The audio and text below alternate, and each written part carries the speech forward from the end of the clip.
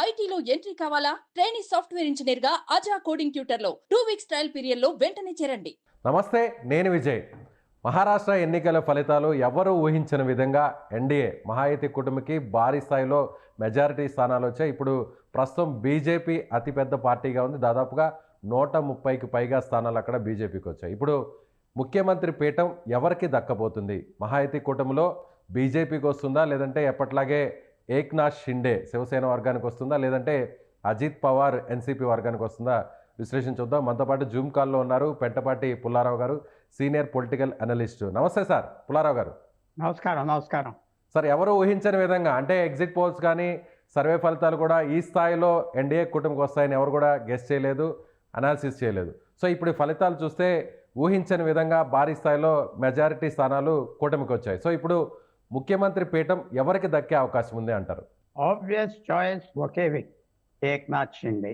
అంతేనంటారా? ఏక్నాథ్ షిండేకి ఆయన శివసేనని విడదీసి వచ్చి జూన్ 2022లో ఆయన బీజేపీకి అధికారం తీసుకొచ్చాడు. ఆయన రాకపోతే బీజేపీ అధికారంలో వద్దున, ఆయన లేకపోతే మన పార్లమెంట్లో ఆ వచ్చిన 17 సీట్లు బీజేపీ కూటమికి వద్దున ఏమీ రావు. అది వాళ్ళకి తెలుసు, అందరికీ తెలుసు. ఏక్నాథ్ షిండేకి ఎంత ఇమేజ్ పెరిగింది గత 2 సంవత్సరాల్లో. ఆయనకి మహారాష్ట్రలో ఎన్ని సర్వేస్ చెప్పినాయి, ఆయన మోస్ట్ పాపులర్ మ్యాన్ ముఖ్యమంత్రికి. ఆయనతో పోల్చుకోవడానికి ఎవరు లేరు. మామూలు పరిస్థితులు బీజేపీ సొంతంగా 150 సీట్లు గెలిచారు, వాళ్ళు ఇష్టం వచ్చిన వాళ్ళు చేసుకుంటారు, ఎవరితో అలయన్స్ లేదు అనుకుంటే అది వేరే విషయం. ఇది ఆయన అలయన్స్ ఉండబట్టి ఇన్ని సీట్లు వచ్చాయి. ఆయన ఇమేజ్ తీసుకొచ్చాడు బాంబే సిటీలో, అలాగే ఇంకో 2 ప్రాంతాల్లో. శివసేన ఎవరైతే ఉన్నారో 30-40 సంవత్సరాలు ఎక్కువ మంది ఆయన పక్కనకు వచ్చారు. వాళ్ళు వర్క్ చేసి ఓట్ ట్రాన్స్ఫర్ చేశారు. తర్వాత ఆయన తప్పేం చేశాడు? చేయలేదు. బీజేపీ క్యాండిడేట్ ఎవరు? దేవేంద్ర ఫడ్నవీస్. ఆయన మాజీ ముఖ్యమంత్రి, 5 సంవత్సరాలు చేశాడు. తర్వాత ఆయన ఆగలేకపోయాడు. ఆయనకు అంత ఇన్ఫ్లుయెన్స్ పలుకుబడి ఉంటే పార్లమెంట్లో బీజేపీ 28 సీట్లు పోటీ చేసి 9 తెచ్చుకున్న పరిస్థితి లేదు.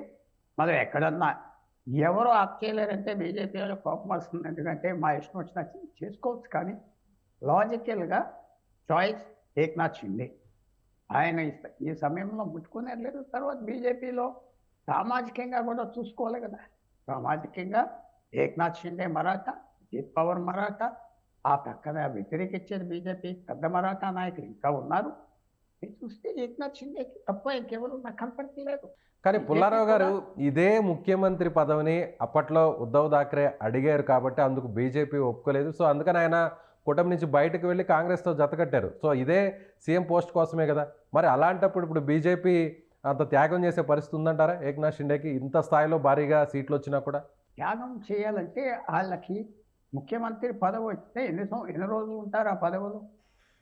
ఏక్నాథ్ షిండే లేకుండా 1 నెల 6 నెలల పరిస్థితి కాదు. అది లాజిక్ కాదు, రాజకీయ లాజిక్ కాదు. ఇది ఎవరు డబ్బు తీసుకెళ్ళి ఎక్కువ ఇస్తే ఒక అపార్ట్మెంట్ కొనుక్కోవటం కాదు. ఎవరు డబ్బు ఇస్తే కాంపిటేటివ్ రియల్ ఎస్టేట్ ఏజెంట్ పట్టుకుని మాకు ఎక్కువ వచ్చినాయి, అవి కుదరదు. ఇది ఎంత సెంటిమెంట్ దీంట్లో ఇన్వాల్వ్ అవున్నది. బీజేపీకి 130 చిల్లర వచ్చింది. అజిత్ పవార్కి వాళ్ళకి 80-90 వచ్చినాయి కదా. తక్కువ వచ్చినాయి. వాళ్ళు విశేషంగా పోటీ చేశారు, విశేషంగా సీట్లు వచ్చినాయి. వాళ్ళ గురించి, వాళ్ళ నాయకత్వం గురించి, వాళ్ళిద్దరూ అజిత్ పవార్ ఆయన కుటుంబాన్ని వదులుకొని బయటకు వచ్చాడు. పార్లమెంట్ ఎలక్షన్స్లో బాగా రాలేదు, అవమానం పడ్డాడు. ఇప్పుడు విశేషంగా ఆయన సాధించాడు. ఆయన అంకుల్ని ఆయన పూర్తిగా ఓడించేశాడు. ఏ పార్టీ అయితే దాదాపు 20 సంవత్సరాలు అధికారం ఎంజాయ్ చేస్తా ఉన్న ఎన్సీపీని ఆయన పూర్తిగా ఖతం చేశాడు. శరద్ పవార్ 57 సంవత్సరాల చరిత్ర ఇవాళ అయిపోయింది. అలాగే ఉద్ధవ్ థాక్రే ఎన్నో గాల్లో ఎగిరాడు, ఈయన కిందకి నింపాడు మోమోకి. అందువల్ల అభిప్రాయం చాలామంది అనుకుంటారు ఏదో పాపం ఇవ్వాలి. పాపం అంటే బీజేపీ సొంతంగా అధికారంలో రాగలదా? బీహార్లో వాళ్ళకి ఎక్కువ సీట్లు ఉన్నాయి, 90 ఉంటే నితీష్ కుమార్కి 30 ఎన్నో ఉన్నాయి. మరి వాళ్ళు నితీష్ కుమార్ని ఎందుకు ముఖ్యమంత్రిగా ఉంచుతున్నారు? వాళ్ళకి అక్కడ అలా ఉంచారు కాబట్టి ఆయన ఆ గవర్నమెంట్ వస్తుంది అక్కడ. సో ఇక్కడ మీరు 1+1 2 అంటే లెక్కలు కుదరవు. 1+1 5 అవ్వచ్చు, 1+1 0 అవ్వచ్చు. ఇది సింపుల్గా అరిథమెటిక్ కాదు, లెక్కలు కాదు. మనం చూడవలసింది ఏంటంటే సెంటిమెంట్ చూడాలి, నాయకత్వం చూడాలి. అన్నిటిలో నాయకత్వంలో ఏక్నాథ్ షిండే చాలా సక్సెస్ఫుల్గా వచ్చాడు. మనం చూడాలి కదా. నరేంద్ర మోడీ, అమిత్ షా, ఏక్నాథ్ షిండేతో ఎలా మాట్లాడేవారు 2.5 సంవత్సరాలు, గత నెల బట్టి ఎలా మాట్లాడుతున్నారు. ఆయన ఉన్నాడు కాబట్టి ఇవాళ బీజేపీ ప్రెస్టీజ్ కాపాడుకున్నారు. అంటే ఇప్పుడు ఇవాళ మహారాష్ట్రలో ఏక్నాథ్ షిండే ముఖ్యమంత్రిగా ఆయన పనితీరును మెచ్చే ఇప్పుడు మహారాష్ట్ర ఓటర్లు ఈ తీర్పునిచ్చారంటారా? లేదంటే పైన ఉన్నటువంటి జాతీయ చాలా స్థాయిలో ఎన్డీఏలో అగ్రనాయకులుగా ఉన్నటువంటి నరేంద్ర మోడీ, ప్రధానమంత్రి మోడీ గారి చరిష్మా చూసి ఈ రిజల్ట్ ఇచ్చారంటారా? అరే నరేంద్ర మోడీ గారికి చాలా చరిష్మా ఉన్నది. మన పార్లమెంట్ ఎలక్షన్స్లో మహారాష్ట్రలో పనిచేయలేదే. 48 సీట్లలో ఆయన కూటమికి 17 వచ్చారే. అదే 2019లో 48కి 42 వచ్చారే. అప్పుడు చరిష్మా లేని ఇప్పుడు సొంతంగా కొత్తగా వచ్చిందా? అప్పుడు ఉంటే ఎందుకు సాధించలేదు? ఒకసారి 10 సంవత్సరాలు అయిపోయాక ప్రజలకు ఒక ఐడియా వస్తుంది మార్పు కోసం.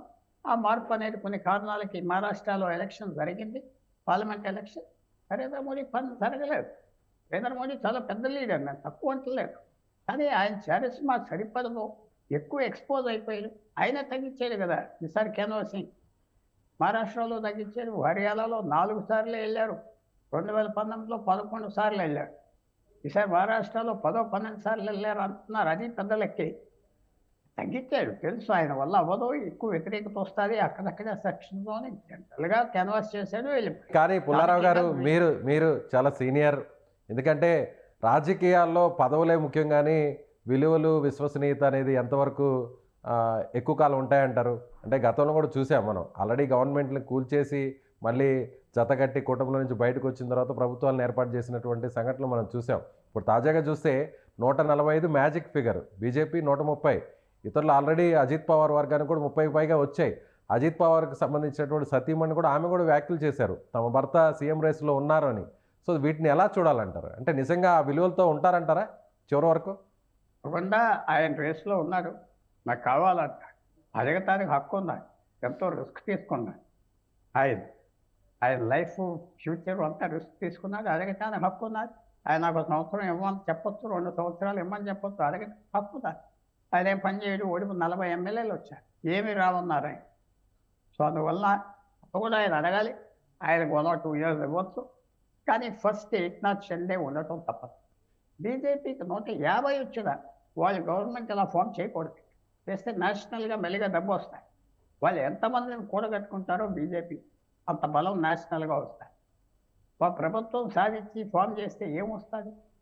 ఒక ప్రభుత్వం ఒక రాష్ట్రంలో ఎంతో తలనొప్పి కూడా, మిగతా పాపులర్ లీడర్స్ అందరినీ కలిపి. ఇప్పుడు బీహార్ మంచి ఉదాహరణ. బీహార్లో నితీష్ కుమార్ ఆ తలనొప్పి అంతా తీసుకుంటున్నాడు కదా, లాలూ ప్రసాద్ ఆలని. బీహార్లో బీజేపీకి నాయకుడు ఎవరు ఉన్నారు? మెజారిటీ ఉండదు. ఈ ఎలక్షన్ గెలవటం కాదు, వచ్చే ఎలక్షన్ గెలవాలి కదా, అది టార్గెట్. ఈ ఎలక్షన్ గెలిచాం, ఒడ్డెక్కిసాం, ఇంకెవడక్కర్లేదంటాం కుదరదు. ఈ ఎలక్షన్ గెలిచాక వచ్చే ఎలక్షన్ గెలవాలి. ఇప్పుడు బీజేపీ అందరినీ తరివేసి వాళ్ళు గవర్నమెంట్ ఫామ్ చేస్తే వచ్చే ఎలక్షన్ గెలుస్తారా? మరి బై ఎలక్షన్స్ వస్తాయి, అందరూ వ్యతిరేకం అవుతారు. అలా అంటే వాళ్ళకి తెలుసు. మనకంటే అక్కడక్కడ విన్నా ఏదో నాయన మోడీ, అమిత్ షా గారు ఫడ్నవీస్కి ఫోన్ చేశారంటే, అమిత్ షా గారు ముఖ్యమంత్రికి ఫోన్ చేశారు, అజిత్ పవార్కి ఫోన్ చేశారు. ముగ్గురికి చేశారు, ముగ్గురు నాయకులకి చేశారంటారు కాల్. అమిత్ షా గారు 3 నేతలకి కాల్ చేశారంటారు. ముగ్గురికి చేశారు, ముగ్గురికి కంగ్రాచులేషన్స్ చెప్పారు. అది అందరూ ఏదో ఫడ్నవీస్తో మాట్లాడారు అంటారు. ఫడ్నవీస్ వాళ్ళు జూనియర్, ఫడ్నవీస్ని వాళ్ళు ఎక్కడ కూర్చోమంటే కూర్చుంటారు.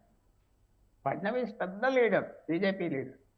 అజిత్ పవార్ అండ్ ఏక్నాథ్ షిండే వాళ్ళు పెద్ద లీడర్లు, వాళ్ళ ఓన్గా పెద్ద లీడర్. అది మర్చిపోవద్దు, దర్ ఓన్ లీడర్. అది నాకు ఏమీ డౌట్ లేదు. ఆశ్చర్యపోతాను ఏక్నాథ్ షిండే అవ్వకు. ఓకే, ఒకవేళ దీని మీద అంటే ముఖ్యమంత్రి అభ్యర్థిత్వం అనేది ఖరారు అనేది ఎప్పటికీ ఒక కొలిక్కి వచ్చే అవకాశం ఉంది. అంటే 25న మహాకూటమికి సంబంధించిన శాసనసభా పక్షం మీటింగ్ జరగబోతుంది, 26న ప్రమాణ స్వీకారం అంటున్నారు ముఖ్యమంత్రిది. సో 25నే ఫైనల్ చేసే అవకాశం ఉందా? అంతకంటే ముందే ఫైనల్ అయ్యే అవకాశం ఉందంటారా? రేపే అయిపోతుంది అనుకుంటున్నా. రేపే క్లారిటీ వచ్చేస్తుంది, రేపే ఇచ్చేస్తారు. ఇంట్లో ఏం లేదు, రేపే ఇస్తారు.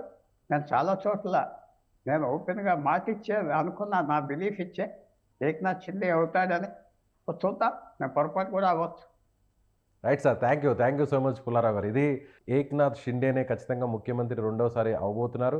సో ఆయన అందించినటువంటి పరిపాలన, అభివృద్ధి వల్లే మహారాష్ట్ర ప్రజలు ఈ స్థాయిలో భారీ మెజార్టీని మహాయుతి కూటమికి ఇచ్చారని, సో ఈ విషయంలో బీజేపీ కూడా ఆచితూచి వ్యవహరించాలి, ముఖ్యమంత్రి పీఠం కోసం పాకులాడకూడదు అంటూ కూడా రాజకీయ విలువలను కాపాడాలంటూ కూడా ఆయన చెప్తున్నారు. ఒకవేళ బీజేపీ కానీ ముఖ్యమంత్రి సీటు కోసం కానీ ఒత్తిడి తీసుకొస్తే వచ్చే ఎన్నికలపై దీని ప్రభావం చూపే అవకాశం ఉందని ఆయన అంటున్నారు. Thank you so much.